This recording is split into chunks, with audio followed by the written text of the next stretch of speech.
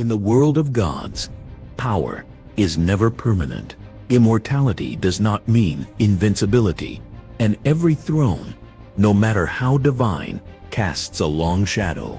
This is Shadows and Gods, where myths aren't stories of glory, but warnings carved into eternity. On Mount Olympus, a crown isn't held by strength alone. It's held by will, by fear, and by the shaky loyalty of those standing next to the throne. For ages, Zeus, king of the gods and lord of the sky, had ruled the golden age of the Olympians. His thunderbolt was the final word. His decree was law. But a throne is always a target, and for every god who bowed, there was a whisper of dissent, a flicker of ambition. Zeus had overthrown his own father, Cronus, who had done the same to his. The cycle of son overthrowing father was practically a family tradition. But as Zeus's power grew, so did his arrogance, and he failed to see the cracks forming in his own divine house. He didn't realize the greatest threat wasn't some monster from the depths of Tartarus, but his own family, the ones who smiled at his feasts while sharpening their blades in the shadows. This is the story of the day the king of the gods was betrayed. The day Zeus was brought to his knees by his own wife and his own brother, with even his favorite daughter possibly in on the plot. It's the day he woke up in chains on his own couch, his thunderbolts just out of reach, while the conspirators stood over him, tasting a victory that seemed absolute. How did it come to this? What could possibly unite the proud Poseidon, the cunning Hera, and the wise Athena in a plot to overthrow their king? This is the story of their failed rebellion, and the day Olympus almost got a new master. To understand a rebellion this massive, you have to understand the grievances behind it. This wasn't a sudden impulse. It was a fire that had been smoldering for centuries. At the heart of it all was Hera, queen of the gods. Her marriage to Zeus was built on a foundation of trickery and violation, and it was defined by his endless infidelity. Hera, the goddess of marriage, was forced to watch a constant parade of Zeus's mortal and divine lovers. Her entire existence became a cycle of rage and revenge, not against her husband, but against the women he pursued and the children they bore. These affairs weren't just insults. They were public humiliations that undermined her authority as Queen of Olympus. She came to believe the only way to reclaim her dignity was to remove the source of her shame, Zeus himself.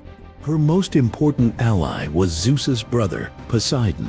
After the war against the Titans, the three brothers, Zeus, Poseidon, and Hades, drew lots for their kingdoms.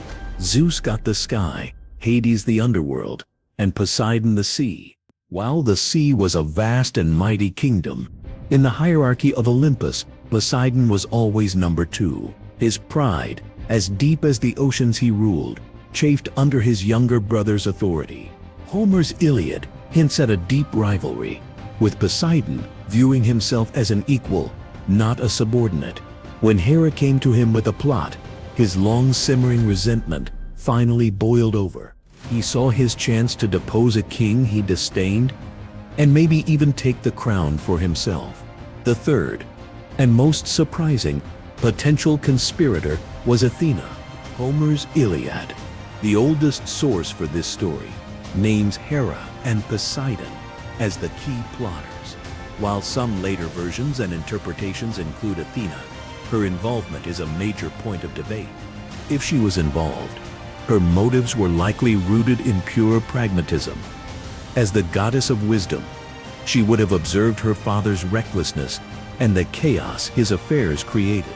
Perhaps Hera and Poseidon convinced her that a change in leadership wasn't betrayal, but a necessary evil to prevent a catastrophic civil war on Olympus. Her participation would suggest she saw the coup as a calculated risk to restore balance to a kingdom on the brink of self-destruction. United by their grievances, this alliance, led by Hera and Poseidon, began to plot in secret. This wasn't a friendly pact. It was one forged in desperation and ambition, a mix of wounded pride, stifled power, and cold strategy. Their plan was as simple as it was bold. A coup, not an assassination. They wanted to neutralize Zeus, not destroy him. In some tellings, Hera drugged her husband into a deep, unnatural sleep. In others, they simply waited for him to retire for the night, catching him completely off guard. Their weapon wasn't a sword, but a net of impossibly strong chains, perhaps even woven by the master craftsman Hephaestus, though the original myth doesn't say for sure. They would bind him to his couch, helpless. Then they'd seize his thunderbolts, the symbol and source of his power, and place them just out of reach. With the king disarmed, the throne would be vacant. As they moved through the halls of Olympus, the fate of the cosmos hung in the balance. The moment came, whether through drugs or slumber, Zeus was vulnerable. The conspirators descended, throwing the unbreakable net over him and binding him to his couch with 100 knots. The cloud gatherer, the almighty king, awoke to the cold reality of his own imprisonment. He roared and thrashed, but the chains held firm. For the first time since the war with the Titans, Zeus was not in control. Hera and Poseidon stood over him, triumphant. They had done the impossible, but in this moment of victory, their plan began to fall apart. They had a strategy for the coup, but no plan for what came after. With Zeus neutralized, the question became, who takes his place? The unity that bound them together instantly dissolved into a bitter argument. Poseidon, as Zeus's brother and a mighty god, likely saw himself as the natural heir. But Hera, as the instigator and queen, surely believed the ultimate power belonged to her. She hadn't risked everything just to trade one tyrant for another. As they argued over the crown, their window of opportunity was closing. This fatal indecision was the crack that would shatter their entire rebellion. While the gods quarreled, salvation for Zeus came from the depths of the sea. It came from Thetis, a Nereid, or sea goddess, known more for her beauty than her political power. Thetis had a history with Zeus. A prophecy had once foretold that any son she bore would be greater than his father. This made her a dangerous bride for any god, and both Zeus and Poseidon had once wanted her. To avoid being overthrown, Zeus arranged for her to marry a mortal instead. But more importantly, she had saved him from a plot once before, an act that put the king forever in her debt. Somehow, Thetis learned of the conspiracy. Unable to intervene herself against Hera and Poseidon, she knew there was only one being in the cosmos with the raw power to end the standoff. She couldn't fight the gods, but she could summon a monster. In desperation, she sent a plea for help to the one ally Zeus had, that the conspirators had fatally forgotten. One of the Hecatombs, the Hundred-Handed Ones, she called for Briareus. Briareus was not an Olympian. He was a primordial force, a son of the original Skyfather, Ouranos, and Earth Mother, Gaia. He and his two brothers were giants with 50 heads and 100 powerful arms. Their own father had feared and imprisoned them in Tartarus. It was Zeus who freed them during the Great War against the Titans. In gratitude, the Hundred-Handed Ones became his most powerful and loyal allies. Answering Thetis's call, Briareus rose from the sea and ascended Mount Olympus. His arrival was terrifying. A being of such monstrous scale, with 50 heads turning and 100 arms writhing with power, struck fear into the hearts of the immortals. The bickering conspirators fell silent. As told in Homer's Iliad, Briareus didn't need to fight. He simply walked into the palace and sat down beside the bound Zeus, exulting in his own glory. The mere presence of this primordial monster, loyal to the king, was enough. The rebellion was over. Faced with the raw power of a hundred-handed one, the plot dissolved into fear.